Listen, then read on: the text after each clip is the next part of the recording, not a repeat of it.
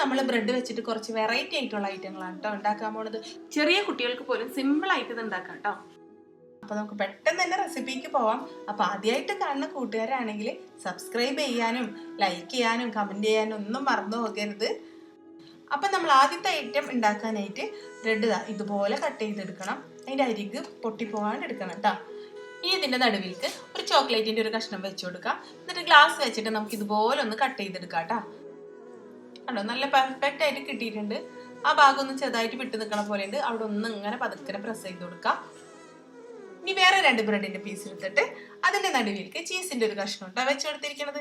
അതും നമുക്ക് ഇതുപോലെ കട്ട് ചെയ്തെടുക്കാം. അപ്പൊ ഈ ബ്രെഡിന്റെ ബാക്കി വരുന്ന ഭാഗങ്ങളൊന്നും കളയണ്ട കേട്ടോ. ഇതെല്ലാനും വെച്ചിട്ട് നമ്മൾ ഓരോ പലഹാരങ്ങൾ ഉണ്ടാക്കുന്നുണ്ട്. അപ്പൊ ഇതും നമുക്ക് നല്ല അടിപൊളിയായിട്ട് കട്ട് ചെയ്ത് കിട്ടിയിട്ടുണ്ട്. ഇനി പാനിലേക്ക് കുറച്ച് ബട്ടറാണ് ഇട്ട് കൊടുക്കുന്നത്. അതൊന്ന് മെൽറ്റ് ആയതിനു ശേഷം നമ്മൾ ഈ കട്ട് ചെയ്ത് വെച്ചിരിക്കുന്ന ബ്രെഡ് നമുക്ക് അതിലേക്ക് ഇട്ട് കൊടുക്കാം കേട്ടോ. ഇനി ബ്രെഡിന്റെ ആ ബാക്കി വന്ന കഷ്ണം കൂടെ ഇട്ട് കൊടുക്കുന്നുണ്ട്. ഇനി അതിന്റെ നടുവിലേക്ക് ഒരു ചെറിയ കഷ്ണം ബട്ടറാണ് കേട്ടോ ഇട്ട് കൊടുക്കുന്നത്. അതൊന്ന് മെൽറ്റ് ആയതിനു ശേഷം നമുക്കൊരു കോഴിമുട്ട പൊട്ടിച്ച് വെക്കാം കേട്ടോ.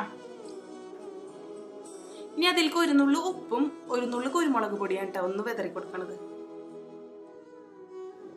അപ്പോഴേക്കും നമ്മളെ ആദ്യം ഇട്ട ബ്രെഡ് മൊരിഞ്ഞിട്ടുണ്ട്. അതൊന്ന് മറിച്ചിട്ട് കൊടുക്കാം. വളരെ പെട്ടെന്ന് നമുക്ക് ടപ്പേന്ന് പറഞ്ഞ് ഉണ്ടാക്കിയെടുക്കാൻ പറ്റുന്ന ഒരു റെസിപ്പി ആട്ടത്.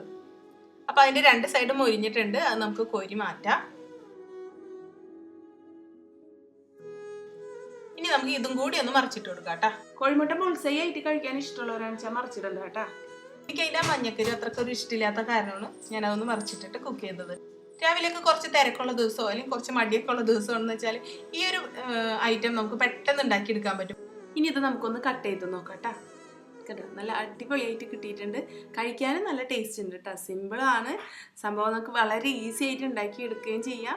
വയറ് നിറയുകയും ചെയ്യും. നല്ല ടേസ്റ്റുമാണ്. ഇനി നമുക്ക് ഇതും കൂടി ഒന്ന് കട്ട് ചെയ്ത് നോക്കാം കേട്ടോ. ഇത് ചീസ് വെച്ചിട്ടുള്ളതാണേ. കണ്ടോ, ചീസൊക്കെ മെൽറ്റായി നല്ല അടിപൊളിയായിട്ട് കിട്ടിയിട്ടുണ്ട് കേട്ടോ. ചോക്ലേറ്റും അതെ നല്ല അടിപൊളിയായിട്ട് കിട്ടിയിട്ടുണ്ട്. അപ്പൊ എല്ലാവരും ഉണ്ടാക്കി നോക്കാം. ഇനി ബ്രെഡിന്റെ അരിക്ക് മാറ്റി വെച്ചിരുന്നില്ലേ, അത് വെച്ചിട്ട് വേറൊരു സൂത്രം ഉണ്ട് കേട്ടോ. അതുപോലെ നമുക്ക് കളയണ്ട. അത് വെച്ച് പോലും നമുക്ക് ഒരു അടിപൊളിയായിട്ട് ഉണ്ടാക്കാം. ആ ബ്രെഡിന്റെ അരിക്ക് ഒന്ന് ഇങ്ങനെ ഒതുക്കി പിടിച്ചിട്ട് ഒന്ന് ചുരുട്ടി എടുക്കണം കേട്ടോ. പൊട്ടാണ്ട് എടുക്കണം. ഇതിങ്ങനെ ചുരുട്ടിയതിന് ശേഷം നമുക്കൊരു കോല് വെച്ച് ഇങ്ങനെ കുത്തി കൊടുക്കാം കേട്ടോ. ഒരെണ്ണം കൂടി ഞാൻ ഒന്ന് കാണിച്ചു തരാം. കണ്ടോ, ഇതുപോലെ ഒന്ന് ഒതുക്കി പിടിച്ചിട്ട് വേണം അത് ചുരുട്ടി എടുക്കാൻ, അല്ലെങ്കിൽ അതിങ്ങനെ ഒടിയാൻ സാധ്യതയുണ്ട്. ചൂടായ പാനിലേക്ക് കുറച്ച് ബട്ടർ ഇട്ട് കൊടുക്കുക. അതൊന്ന് മെൽറ്റ് ആയി കഴിയുമ്പോൾ നമുക്ക് ഇതൊന്ന് ഫ്രൈ ചെയ്തെടുക്കാം കേട്ടോ. 2 വശം തിരിച്ചിട്ടിട്ട് ഒന്ന് മുരിച്ചെടുക്കുക. ബട്ടറിൽ മുരിച്ചെടുക്കുമ്പോൾ തന്നെ ഇതിനൊരു നല്ല അടിപൊളി സ്വാദായിരിക്കും. ഇനി ഇതിന്റെ മുകളിലേക്ക് കുറച്ച് പഞ്ചസാര കേട്ടാ ഞാൻ ഈ വിതറി കൊടുക്കണത്. ഇനി ഒരു നുള്ളു കറുവപ്പട്ടയുടെ പൊടിയാട്ടാ ഇട്ട് കൊടുക്കണത്. ഇപ്പൊ നമ്മളെ അടുത്ത ഐറ്റം റെഡി ആയിട്ടുണ്ട്. ഇനി ഇതിന്റെ മുകളിലേക്ക് കുറച്ച് ചോക്ലേറ്റ് സിറപ്പ് നമുക്കൊന്ന് ഒഴിച്ചു കൊടുക്കാം കേട്ടോ. മേപ്പിൾ സിറപ്പോ അല്ലെങ്കിൽ കാരമൽ സിറപ്പൊക്കെ ഉണ്ടെങ്കിൽ അതൊക്കെ ഒഴിച്ചു കൊടുക്കുക. അപ്പൊ ഡിഫറെന്റ് ടേസ്റ്റിൽ നമുക്ക് കഴിക്കാൻ പറ്റും.